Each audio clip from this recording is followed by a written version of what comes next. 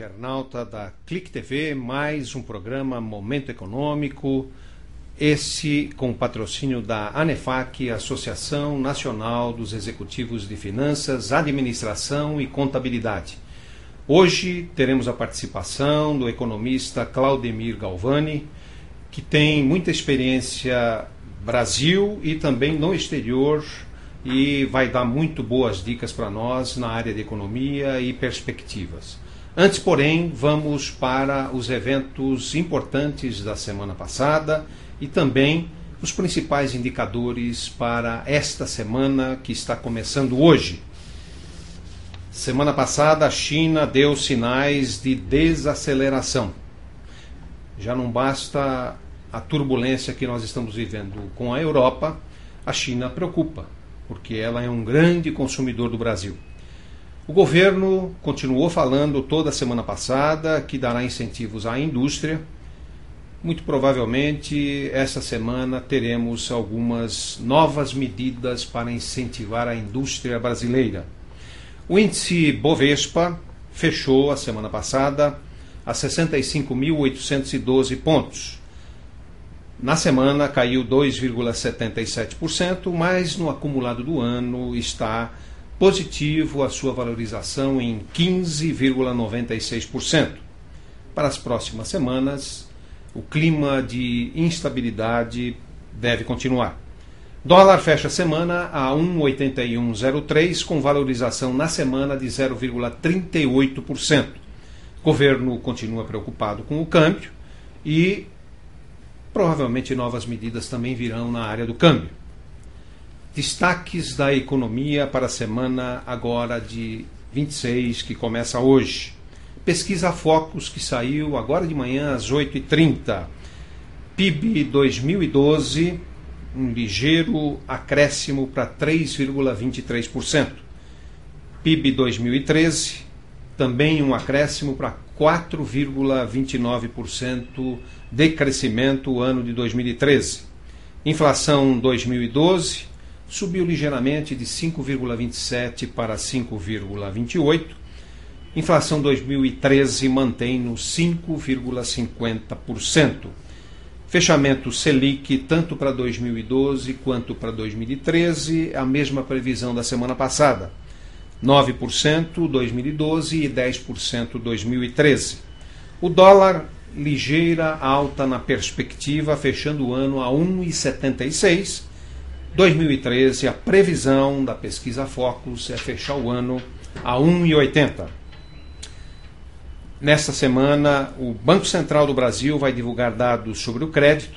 Nós acreditamos que ainda nesse relatório do Banco Central não teremos muitas novidades com relação à inadimplência, mas a perspectiva para março e abril é que essa inadimplência comece a cair. Isso é importante. CNI, durante a semana, também divulga dados da indústria, a indústria que está preocupando a todos nós e ao governo também. Nos Estados Unidos, os números devem manter a expectativa de crescimento moderado com inflação baixa. O que nos sugere, alteração na condução da política monetária pelo Fed. O chama a atenção de hoje. Matéria recente divulgada pelo jornal O Estado de São Paulo mostra que o custo Brasil relativamente aos Estados Unidos para a produção subiu muito nos últimos anos. O custo de produção no Brasil, de 2005 até 2011, teve um acréscimo de 46%, enquanto que nos Estados Unidos esse acréscimo foi de 3,6%. Em 2005, o Brasil tinha um superávit com os Estados Unidos de 9,9 bilhões de dólares, quase 10 bilhões de dólares. Em 2011, nós tivemos um déficit na balança comercial com os Estados Unidos de 8 bilhões de dólares. Sem dúvida, o câmbio é um problema e preocupa, mas não é só ele. Em 8 anos, a energia elétrica subiu no Brasil 246%. Nos Estados Unidos, o aumento durante esses 8 anos foi de 35,3%. O custo por milhão de BTU de gás natural no Brasil é equivalente a 15 dólares. Este mesmo custo nos Estados Unidos para 1 milhão de BTUs de gás natural é de 2,5 dólares.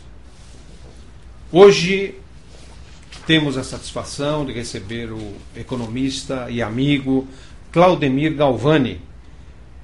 O Claudemir é mestre em economia pela PUC São Paulo e professor do Departamento de Economia da PUC.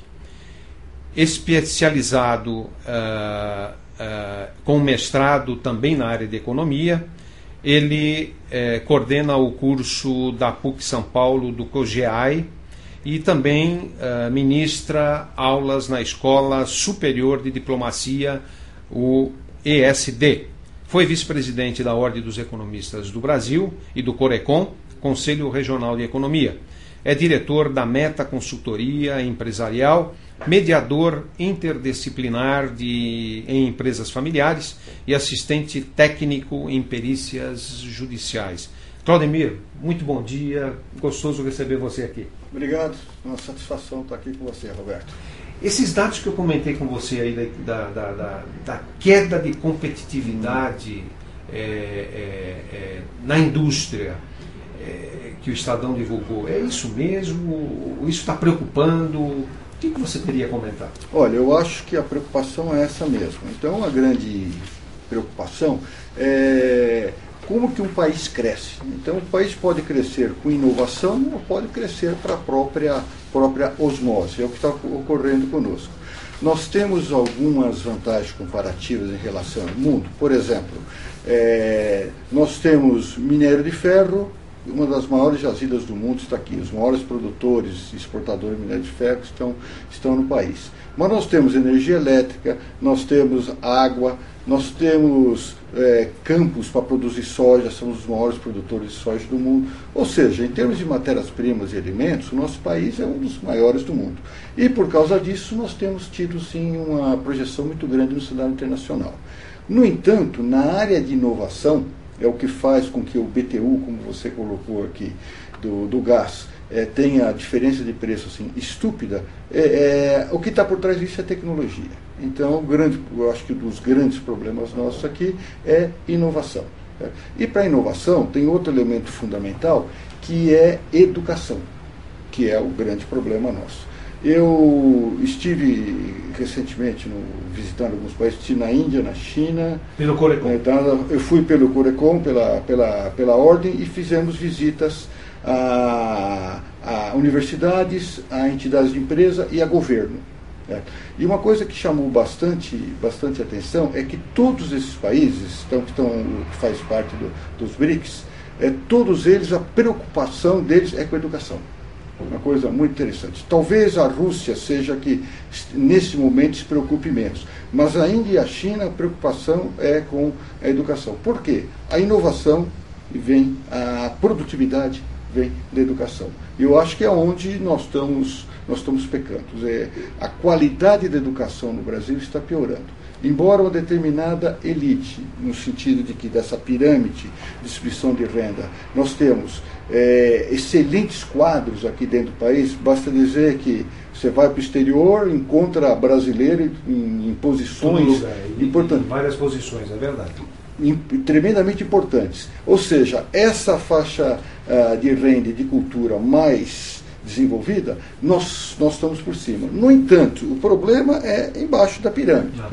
E embaixo da pirâmide nós sofremos demais. Certo? A qualidade do nosso ensino é ruim, as condições do nosso ensino é bastante inadequada. Os nossos professores têm condições de trabalho assim incrível. Eu trabalho como consultor na POSP, que é o maior sindicato de trabalhadores da América Latina. Tem 180 mil associados. E eu tenho testemunho lá dos diretores, que são professores do segundo grau, são testemunhos assim, terríveis do que eles passam em sala de aula. Né? Então, como é que uma pessoa que, para trabalhar em determinado local, recebe um adicional que seria de periculosidade, que obviamente o termo não é esse. Mas o governo, para poder estimular o professor a ir para áreas com mais risco, mais degradadas, onde os equipamentos são menores, ele dá alguma vantagem adicional. Isso é terrível, né? O professor não ter essa segurança para entrar em sala de aula. E depois, com o salário que o professor tem,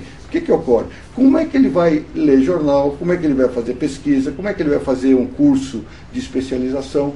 Então, tem que se matar de trabalhar e não pode se atualizar. Então, na verdade, isso forma um elemento que leva a gente a dizer, pô, mas por que a Índia, a China, a Coreia, o Japão, a Alemanha, que esses dois últimos passaram por guerras e perderam guerra, e perder guerra, você sabe que é uma coisa terrível, né? E conseguiram ser hoje as economias de maior expressão do mundo, e a gente não.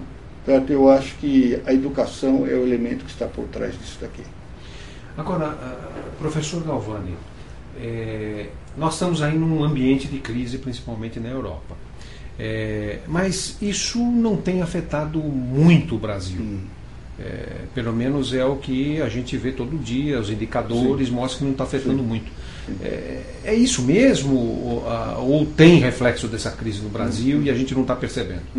Bem, eu acho que tem as duas coisas que você colocou. A primeira é que nós estamos passando por um momento agora, vamos dizer, bastante adequado em relação ao mundo, porque a crise lá está muito mais pesada do que aqui. E eu acho que a razão principal disso é o mercado interno brasileiro é muito grande.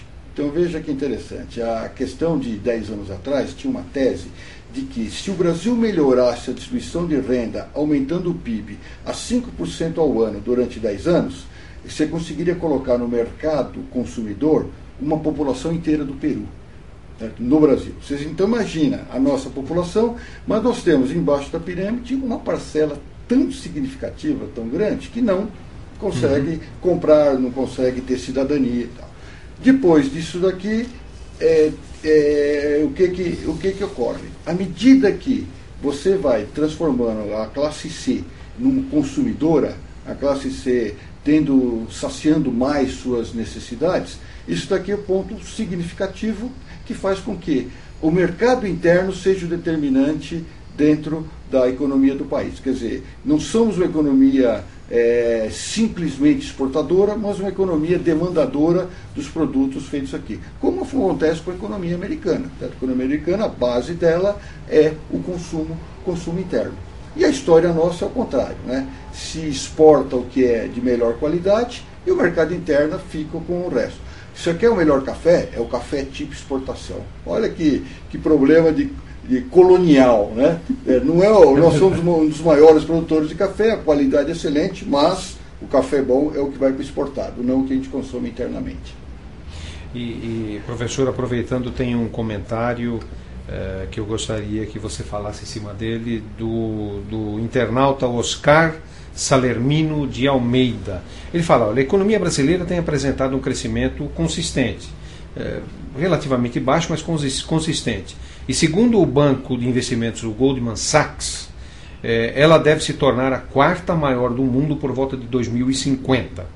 Seria muita pretensão ou realmente procede que em 2050 seremos a quarta economia do mundo? É uma questão interessante, bem colocado. Eu entendo que sim, vamos ser sim. Agora, por duas razões. Uma, que nós estamos crescendo de uma forma, vamos dizer, sustentada, ele colocou muito bem, porque o Brasil sempre cresceu dessa forma. Olha o gráfico que eu estou mostrando aqui dentro. Né? Ou seja, sustentar significa que você cresça com um ângulo sempre crescente. Coisa que a gente só passou a ter isso daqui, quando a gente olha um gráfico assim de uns 30 anos para cá, e só passou a ter a partir de 2003. Onde passamos a ter a inclinação positiva. Tirando o determinado ano de 2008, que é fora da curva por causa dessa crise internacional, os demais, o que ocorreu? É esse crescimento. Tá?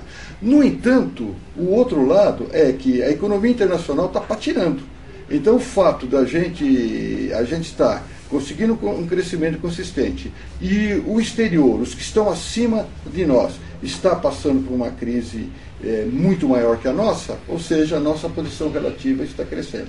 Veja que interessante que aconteceu com Alemanha e China. Né? Então, a China ela está chegando lá. Né? Mas o que ocorre? Como ela está crescendo a taxa de 8, 9 a 10% ao ano, e na média dos últimos 20 anos é mais de 10%, o que ocorre? Ela está alcançando a Alemanha porque a Alemanha parou de crescer também. Certo? Então, isso daqui fez com que ela realmente antecipasse a sua chegada ao topo. Eu estive, questão de 6 anos atrás, estive na China, e na Universidade de Beijing teve essa questão. Quando é que vocês vão chegar a ser o primeiro, o segundo? E naquele momento eles estavam dizendo que eles iriam passar o Japão em 2020, certo? Passaram em 2010. Iriam passar os Estados Unidos em 2050. Isso dito na universidade de Beijing, certo? Por um grupo, num seminário com o pessoal brasileiro aqui do Conselho Regional de Economia. Certo?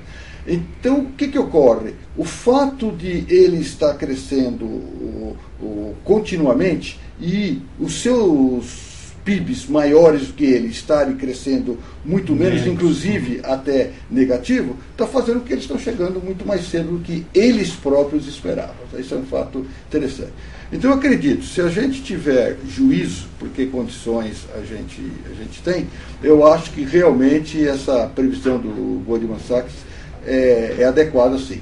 Vamos ser a quarta economia do mundo. O grande problema é, isso é bom para nós ou não?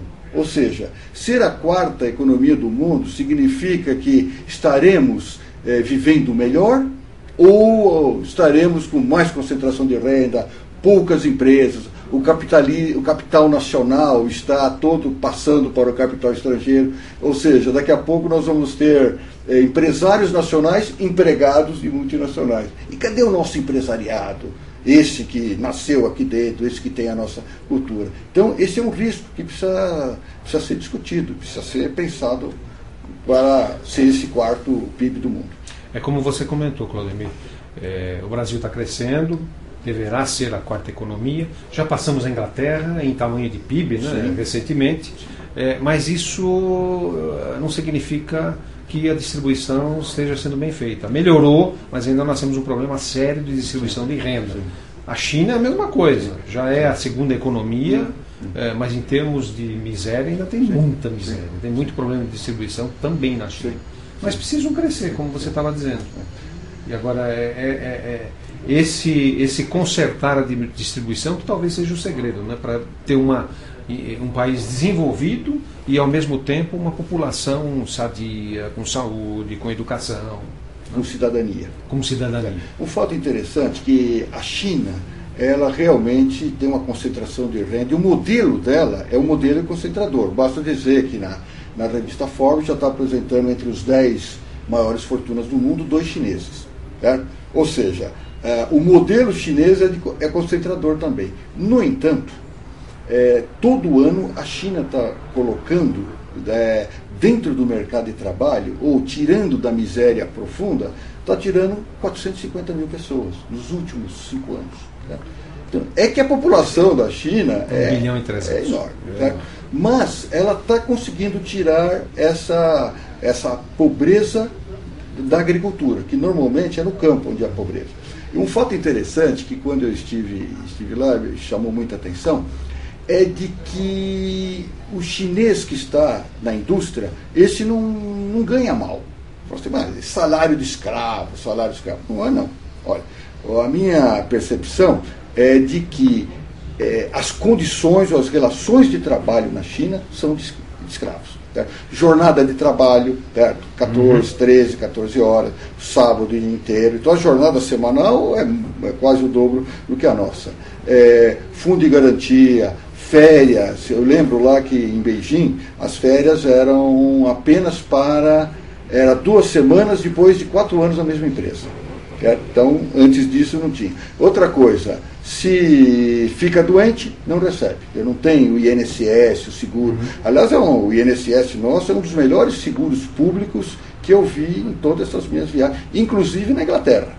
certo? O seguro, o INSS, precisamos respeitar um pouquinho e conhecer mais, que a gente olha o INSS de uma forma totalmente anacrônica, errada, certo? E um dos culpados disso é a própria imprensa, porque ela não consegue perceber onde é que está o furo real. Mas, na verdade, o problema da China são as relações de trabalho, são terríveis, certo? Mas a pessoa conseguiu ir para a indústria, o sujeito já tem o seu consumo já elevado, já consegue melhorar o seu padrão de vida, mesmo dormindo na própria fábrica, ou seja, as condições de trabalho são boas, mas o salário não é tão ruim. Ou seja, o que é o salário? Isso é importante, acho que para o nosso internauta. Salário não é o que você ganha nominal, que está no seu olerite. Salário é o que você compra.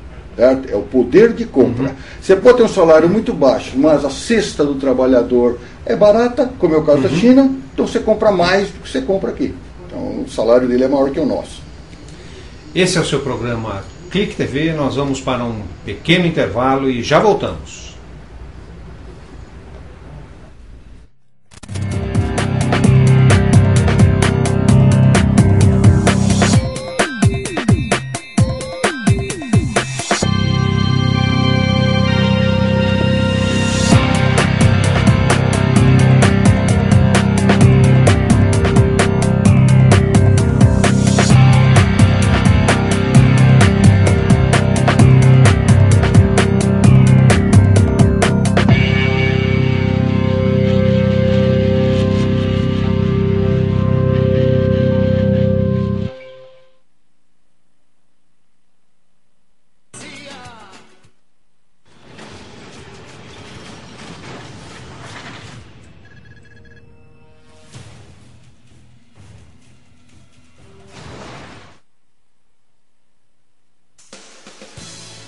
Eu, Jaque Petkovic, estou toda quinta-feira ao vivo às 2h30 da tarde aqui na Clique TV.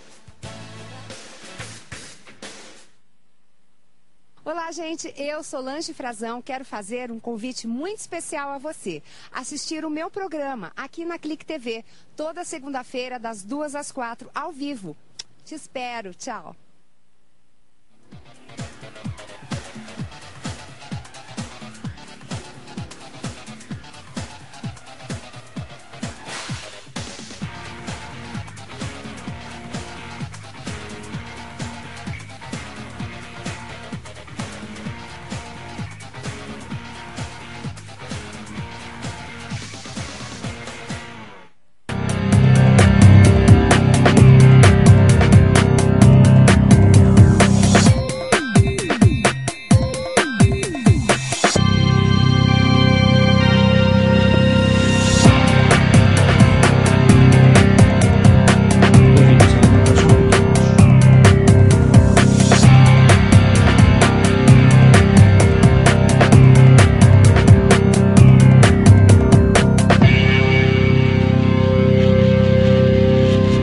Esse é o seu programa Momento Econômico na Clique TV. Se você quiser participar com comentário ou pergunta, embaixo na telinha tem um espaço para você acessar e fazer a pergunta e ou o comentário.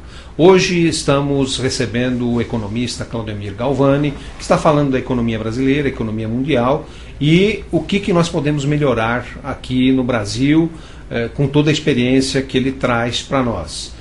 Nós temos duas perguntas do povo que vamos colocar no ar agora para o professor Claudemir comentar. Pode ser? Ok.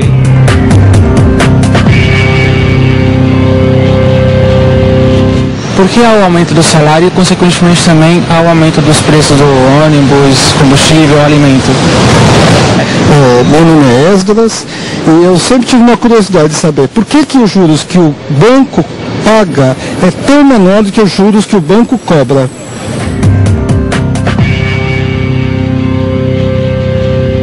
Professor, então primeiro está comentando e perguntando, né, por que aumenta o salário, aumentam os preços dos produtos.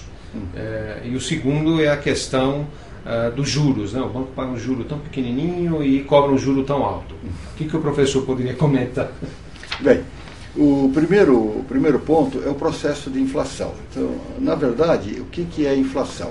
Inflação é quando todos os agentes, por exemplo, o trabalhador, o empresário que tem seu preço e a partir de que seu custo aumenta porque o salário aumentou, ele passa a ter um lucro menor. Portanto, ele tem uma tendência do quê? De novamente aumentar seu preço para voltar a recuperar a margem que ele tinha. Aí ele aumenta o preço, o trabalhador compra menos, que é exatamente o que o nosso internauta perguntou, exatamente isso. Então, na verdade, é a briga da inflação. Quem tem mais força, normalmente tem vantagem. Quando você tem uma economia bastante aquecida, quando a procura por trabalhadores é maior do que a demanda, o que ocorre? O preço do trabalho, que é o salário, sobe. Portanto, ele tem uma força, que é o que? A procura maior que a demanda. Caso contrário, quando você está num momento de crise ou crescimento muito baixo, está sobrando trabalhadores, então ele não tem jeito de aumentar seu salário. E a empresa, ela é movida então pelo que? Aumentou seu custo, obviamente ela precisa procurar recuperar a sua margem. Então, se existe uma demanda para o seu produto maior do que a oferta, ela consegue subir. Então, usualmente o que ocorre é essa briga. Sobe o salário, aumenta o custo da empresa. Da mesma forma, a empresa, com o aumento do seu custo, que é o salário, aumenta o seu preço. Então, em forma, vamos dizer, geral, poderíamos dizer que é essa briga chamada inflação. E a segunda questão é sobre os juros que os bancos pagam nas aplicações que nós fazemos, normalmente próximo da Selic ou menos. Sim. E, por outro lado, quando você toma um empréstimo, os juros são altíssimos. Por que essa grande diferença? Bem, o dinheiro, o Esdras, fez uma pergunta interessante. O dinheiro, ele é uma mercadoria como outra qualquer. Exatamente como o trabalho, que tem o salário, exatamente como o sapato, exatamente como a passagem de ônibus. Então o dinheiro tem um preço, e ele depende também de oferta e procura. Só que o custo para poder formar o preço do dinheiro, ele é formado pela captação, que é isso, você aplica, como o Bertamati colocou, você aplica no banco a 100% da Selic, ou 80% ou 90% da Selic, e quando você precisa de tomar um recurso no banco, o preço é outro. Então, no caso, o Banco Central tem informado que no cheque especial, que é o dinheiro, vamos dizer, mais fácil de se obter, ele está se cobrando em média 9,5%. Então, você sai de uma taxa de 0,8% e vai para 9,5%. O que tem aí no meio? Então, um deles é a custo de captação, como eu coloquei. O segundo, nós temos o custo administrativo do banco. O banco tem diretoria, o banco tem agência, tem aluguel, então esse faz parte também do custo. O seguinte, tem impostos que aumenta o custo também do banco. O quarto é a inadimplência, ou seja, aqueles que não pagam em dia, na verdade está transferindo esse custo para aqueles que pagam em dia. Ou seja, o banco leva em consideração a taxa de inadimplência para colocar como custo do dinheiro. E por último, e aí vocês vão julgar se ele é alto ou não, é o lucro do banco. Afinal de contas, pessoal, o banco também tem que sobreviver, certo? Temos que levar em consideração que o banco é filho de Deus. E por isso ele cobra um pequeno spread, que no mundo inteiro é considerado o maior do mundo. Ou seja, nós aqui no nosso país, nós temos a maior taxa do mundo, é a maior taxa de juros do mundo. Aliás, de curiosidade, eu estive em Londres uns tempos atrás e passei em frente a uma loja do HSBC, estava lá, seu empréstimo de forma facilitada, muito interessante, né? E a taxa de juros que ele colocava era de 3,5%. Ao mês? Ao ano. Eu falei, poxa, 3,5%, então está meio parecido com o nosso aqui, que uma taxa de juros de 4% num crédito, um CDC, um crédito pessoal, daria razoável, mas lá era o ano. É só essa pequena diferença. 30 dias para 360 dias. Só isso. Galvani, você tem uma experiência muito grande no magistério. E no primeiro bloco você estava comentando que talvez o grande problema aqui no Brasil seja a educação. Nós estamos melhorando ou pioramos nesses últimos anos da educação? O que tem que ser feito? Bem, eu acho que o primeiro ponto, nós precisamos ter consciência que a educação é um problema da sociedade, não é um problema só do governo. E eu tenho um exemplo bastante interessante. Eu dou aula tanto na parte da manhã e como à noite. E são públicos diferentes. Então, na PUC eu estou na graduação, de manhã à noite, e também eu estou nos cursos de pós-graduação, eu estou na GV e na PUC também, que é outro eleitorado. Mas o problema é o mesmo. Veja que interessante. A grande parte dos alunos da noite chegam atrasados, mortos de cansados. Eu falo para eles, mas pessoal, qual que é o problema? Tem o horário contratual que você sabe que foi colocado para você aceitar se dá ou não para você fazer o curso. Qual é o problema? Falar, professor, é que se eu saio no horário normal, os próprios colegas falam, pô, você não veste a camisa, hein? Ou seja... Da empresa, né? Quer dizer, eles saem no horário normal, é isso? Exato. A empresa, na verdade, os próprios colegas da empresa fazendo esse trabalho que, olha, você tem que trabalhar mais, senão você não progride na empresa. É uma coisa que eu acho terrível. E isso é os próprios colegas do trabalho que estão imbuídos disso. Mas por quê? Porque a sua gerência faz isso, sua supervisão faz isso, sua diretoria faz isso. Então, o empresário brasileiro, poucos deles respeitam a educação. Ou seja, tem que fechar. Enquanto não fechar, não pode ir embora. E a sua capacitação? Isso vai para fora. Eu trabalhei numa empresa multinacional, junto com você também, que no começo tinha muito respeito para isso. Até você subir um pouquinho de cargo, ali você era o responsável pelo trabalho. Então, se é para sair às 10, 11 horas, meia-noite ou virar, não interessa. Se você tem prova, se você não tem prova, esse é outro problema. Agora, embaixo de você tem uma equipe, né? E um caso bastante interessante, que agora, essa última ida a Londres, nós marcamos um contato social com o pessoal do Banco Central, de Sua Majestade, Banco Central da Inglaterra. Né? E eles marcaram 5h30. Eu falei para ele, às 5h30 você está disponível? Ele falou, não, nós saímos às 5. Tá? Eu falei, poxa, e 5h30 você já está disponível? Ah, claro, todo mundo está disponível às 5h30. Porque o nosso horário de trabalho é 5 horas. Nós temos que dar conta às 5 horas. Eu falei, mas isso é válido só para quem trabalha para Sua Majestade, para o Banco Oficial. Falou qualquer um. E junto com o nosso contato social, tinha várias pessoas de bancos privados. Ou seja, é um problema que no exterior isso daqui é muito mais respeitado. E aqui no Brasil, não. Então, por isso que eu acho que o problema da educação é um problema da sociedade, é de cultura. É o problema do empresário de falar, você trabalha, meu velho, você é responsável, quero ver tuas notas, te dou um estímulo se você for bem. Quero ver você se aproveitando. Te dou a bolsa de estudo, mas quero ver se você vai bem. Agora, você precisa ter tempo para estudar, você precisa ter tempo para ir para a aula. E o aluno também, nessa situação, não tem grande alternativa, não. A sobrevivência, que é o emprego, a sua renda, ou a escola. Então, essa dicotomia não pode existir. Posso contar uma história interessante? Claro, por favor, Universidade de Beijing, eu adoro essa história. Então, a Universidade de Beijing, departamento na Faculdade de Economia, que lá tem um reitor para economia. Terminamos o seminário, aí fomos fazer uma visita no campus. E no campus dividimos, nós estávamos umas 14, 15 pessoas, dividiram, cada 3 alunos, 3 participantes, foi uma aluna que falava inglês, foi passear conosco, mostrar todo o campus. E o interessante é que na Universidade de Beijing você tem templos taoístas dentro da universidade. Muito interessante. Ou seja, a ciência e a religião estão juntas, não tem dicotomia. Né?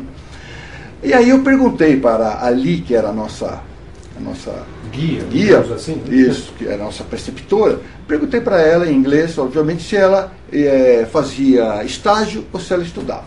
E ela não entendeu. Aí eu achei... Estágio, né? Aí eu perguntei para... trainee, né? Aí perguntei estava com um colega, o Orozinho, que falava muito bem inglês. O Orozinho perguntou para ela, falei, vou ver se é o meu macarrônico aqui que está dividindo essa informação. Ele perguntou para ela, da mesma forma não entendeu. Aí esperamos o nosso tradutor chegar, que era um professor de literatura portuguesa da universidade. Aí quando eu perguntamos em português para ele, ele se matou de rir, deu risada e tal. Ele falou, ela não vai entender nunca. Aí falou em chinês com ela, ela deu risada, e a gente querendo saber o motivo da risada. O motivo qual que era? Numa universidade chinesa, pública, como é o caso de Beijing, o estudante que trabalha ou que faz estágio vai preso. Ou seja, a responsabilidade dele perante a universidade, perante o seu estado, é se capacitar. Então, trabalhar só nas férias e estágio quando a universidade, nos últimos anos, te indica. Ou seja, jovem, você está na universidade pública, a tua obrigação é se capacitar para administrar esse país do futuro. Olha que coisa maravilhosa. Isso eu chamo de cidadania educacional. Quer dizer, então, talvez o grande problema aqui no Brasil seja que a gente não dá tanta importância para a educação. Eu acho que isso é cultural. O que está aparecendo. Eu acho que isso é cultural. Roberto, eu lembro que quando eu tinha meus 12, 15 anos, minha família é de Mococa e São João da Boa Vista. E um primo de São João da Boa Vista ia casar com uma professora. A família se reuniu achando que... Como é que nós vamos nos portar no casamento? Porque ela é professora. A família muito humilde, a italianada que trabalhava, veio trabalhar no café, no caso do meu avô. Então, pessoas muito simples. Como é que eu vou me portar com uma autoridade, uma professora? Certo? Eu lembro isso demais. Hoje, se o seu filho fala, vou me casar com a professora, fala, meu filho, ela é professora, ela é muito sofredora. O status do professor, que era alguém importantíssimo na sociedade, como é na China, era o professor, tem um status enorme na sociedade. Aqui no nosso país, o professor é aquele que não deu certo, então não consegue trabalhar, vai dar aula. Terrível isso, hein, professor? E eu sou professor. Eu também sou professor. Terrível isso. Internautas, estamos no programa Clique TV, programa Momento Econômico, entrevistando Claudemir Galvani. Nós vamos para mais um intervalo.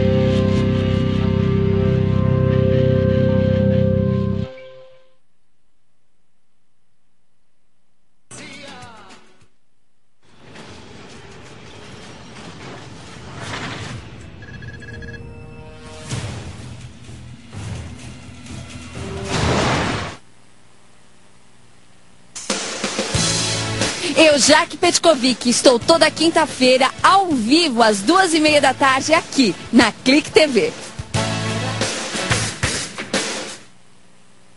Olá, gente, eu, Solange Frazão, quero fazer um convite muito especial a você. Assistir o meu programa aqui na Clique TV, toda segunda-feira, das 2 às 4, ao vivo. Te espero, tchau.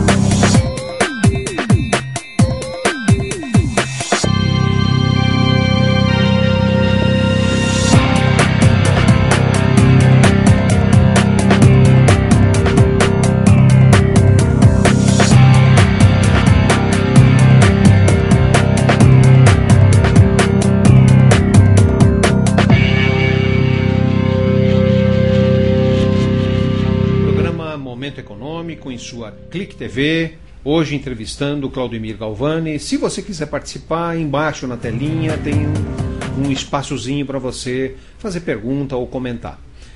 Tem mais um comentário do povo para ser feito. Podemos colocar no ar? Ok.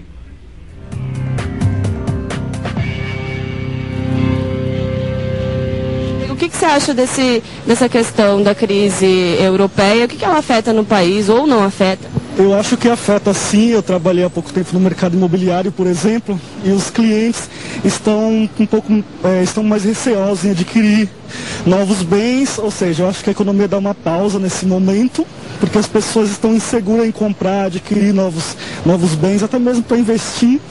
Espero que essa crise passe logo para a gente voltar a economia a crescer, ter índices maiores de crescimento.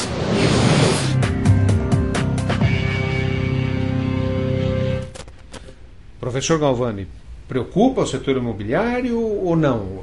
O que você acha? Bem, ele deu uma informação interessante. Ele falou no momento, né? Então acho que esse é o ponto importante.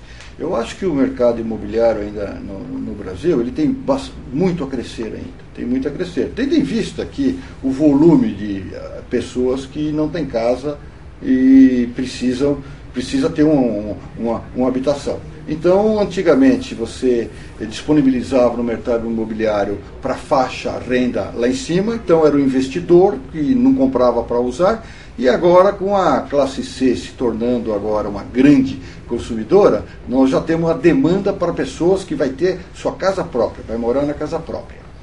Obviamente que o investidor, ele está muito preocupado com o quê? Com a possibilidade do que vai acontecer no futuro.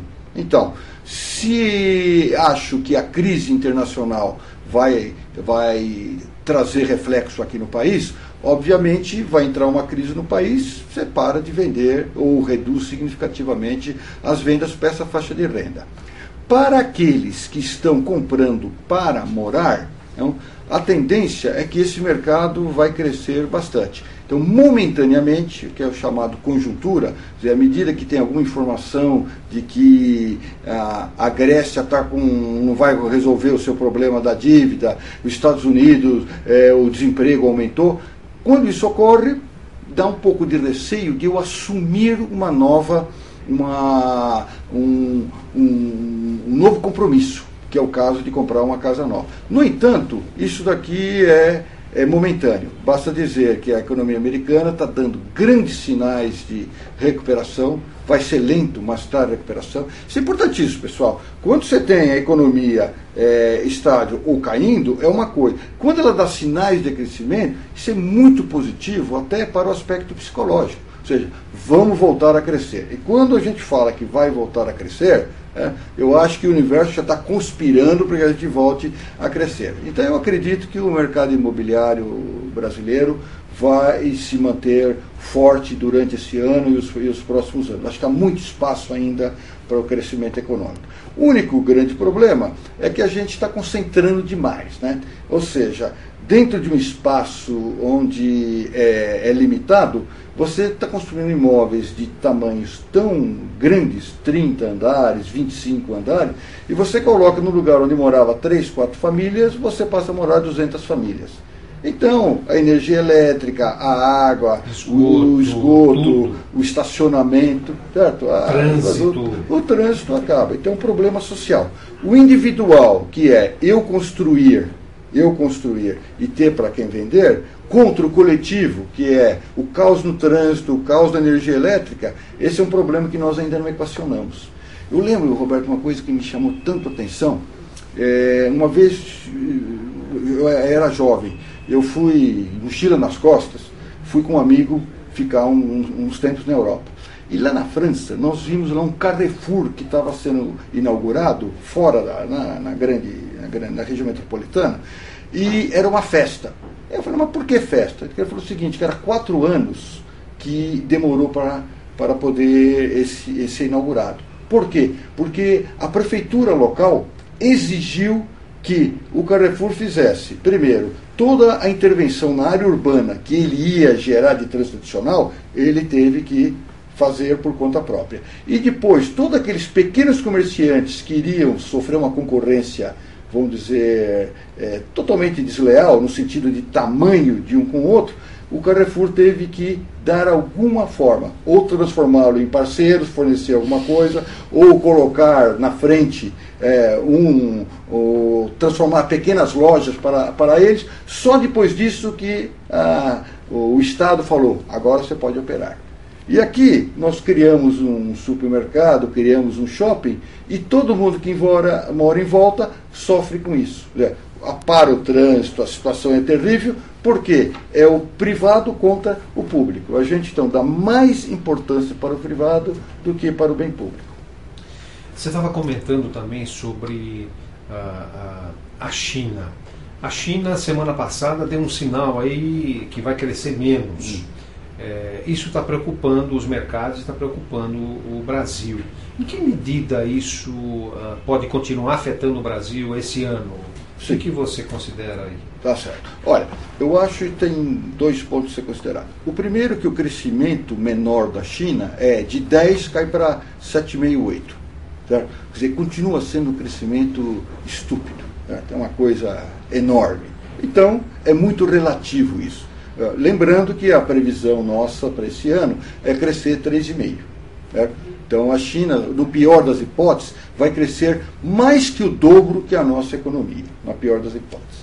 O segundo é que realmente a China ela é a compradora do mundo inteiro. Não é do Brasil, é do mundo inteiro compra produtos da China. Mas veja o seguinte, o que a China compra do Brasil? Acima de tudo, a China compra do Brasil minério de ferro e soja. Esses são os 2 grandes problemas que devem representar mais de 70% da pauta da China com o Brasil, de nossa pauta de exportação. Então verifique, se reduzir realmente esses 3 pontos percentuais, nós vamos vender menos minério de ferro e menos soja. Então, agora, veja que coisa interessante. Na Índia, nós tivemos um seminário muito interessante sobre privatização. E a Índia estava fazendo privatizações, e um dos elementos que eles mostraram para nós que eles eram os maiores produtores de carvão mineral do mundo. Mas a gente tinha olhado a pauta de exportação da Índia, e a pauta de exportação não tinha carvão, era imaterial. Falei, mas por que vocês não exportam carvão se vocês são os maiores produtores do mundo? Falei assim, não, carvão é matéria-prima para a nossa indústria. A nossa indústria tem que ter um carvão barato, que nós somos competitivos, para poder ver produto altamente, com alto valor agregado. Olha que interessante, né? No nosso caso aqui, o que nós vendemos? Nós vendemos um recurso finito, minério de ferro acaba. Minério de ferro não é reposto, como a soja. Acaba. Então nós estamos vendendo pedra, minério de ferro, jogando dentro de caminhões enormes, caminhões jogam esteira joga de trem joga dentro do navio, e a China vai colocar lá em cima toda a agregação de valor. E depois nós vamos comprar trilhos, como aconteceu o ano passado, nós vamos comprar trilhos da China feito com minério de ferro brasileiro. Ou veículos. Ou carro. Ou automóveis agora. Quer dizer, nós estamos trabalhando para gerar emprego lá e diminuir emprego aqui. É isso daí. Tá? Então eu acho que isso, a queda do crescimento pode ser até muito útil para o Brasil. À medida que eu reduzo uma parcela dessa exportação de minério de ferro, posso estar estimulando a Vale do Rio Doce a entrar na siderurgia. Certo? Falo, Vale do Rio Doce, vamos conversar com a China, que da parte que eu exporto para ela, uma parcela vai ser de aço, não vai ser de minério de ferro, ou vai ser de pellets, que já com valor. Agrega algum serviço. Agrega já valor. Trabalho. Perfeitamente, agrega valor.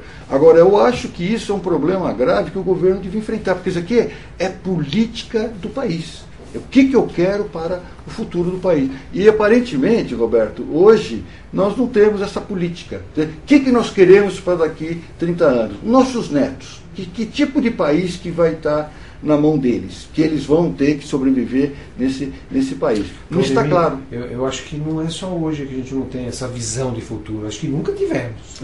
Eu me lembro dos governos passados também, a mesma coisa. Roberto, eu me lembro da época da ditadura.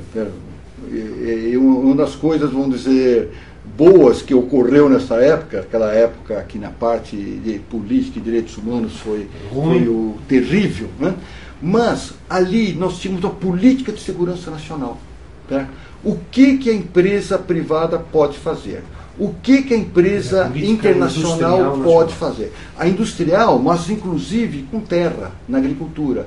Posso vender terra do exterior ou não? Então, o militar, ele tem isso muito claro, a segurança nacional. Né? Outro exemplo da China, que foi tremendamente útil para mim também. Nós estávamos na época da privatização, e aí e a seminário de privatização também. E aí eles falaram que estavam privatizando, nós perguntamos, e energia elétrica? Eu falei assim, não, energia elétrica não se privatiza. Eu falei, não se privatiza? Ele falou, não, energia elétrica é segurança nacional. Vocês não estão vendo a Enron, o que ela fez nos Estados Unidos? Separou 2 estados americanos porque a Enron quebrou? Aqui na China não acontece isso. E aqui no Brasil, pessoal, nós privatizamos tudo. É uma coisa terrível. Não há o que a gente não pode privatizar. Talvez a única exceção seja dentro da área militar, por exemplo, explosivos. Então a fábrica de explosivos no Brasil é estatal, é do governo federal. Aí tem alguma coisa de segurança nacional, mas o resto não. Suponha que venha mais um investimento de supermercado chinês que é abrir no Brasil. Braços abertos. Poxa, mas nós já estamos aqui com a... Não precisa mais desse capital. Não precisamos de alguém que agregue tecnologia, que faça a gente ficar mais competitivo. Então esse capital externo, ele tem que vir o quê? Para fazer o nosso país melhor. Não para concorrer com o que já está aqui. Aqui já está razoavelmente bem administrado. Vão trazer coisas novas. Mas não, infelizmente a gente não tem essa política. Claudemir, o programa passou bem rápido. Nós estamos chegando ao final. Você poderia fazer alguma colocação final? O que você ressaltou muito bem a questão da educação e a questão da tecnologia. Você gostaria de comentar um pouco? Sim, ok. Olha, pessoal, a minha contribuição é no sentido de alertar que cidadania ela está ligada à educação. É isso, educação. Não adianta ter um programa de saúde pública se eu não tenho educação. Certo? A eficácia dele é muito baixa. E a educação é um dever de todo mundo. É do pai para levar o filho na escola, estimulá-lo a ir para a escola. É do filho depois de perceber que ele é o responsável por esse país no futuro. Do empresário que contrata essa pessoa por saber que ele é responsável por dar condições para ele subsistir, continuar e terminar seu curso, e do governo para dar todas as condições para que esse país tenha uma educação de qualidade. Eu acho que é isso que é a mensagem que eu gostaria de transmitir. Claudemir, muito obrigado. O programa foi excelente. Eu acho que ajudou a esclarecer muitos pontos que muitos internautas aí tinham, né, de dúvida. Sua Clique TV, programa Momento Econômico. Venha conosco transformar e aprimorar a gestão dos negócios do Brasil para se associar à ANEFAC. Telefone 2808-3200 ou o site www.anefac.com.br. Aguardo vocês na próxima semana e um grande abraço.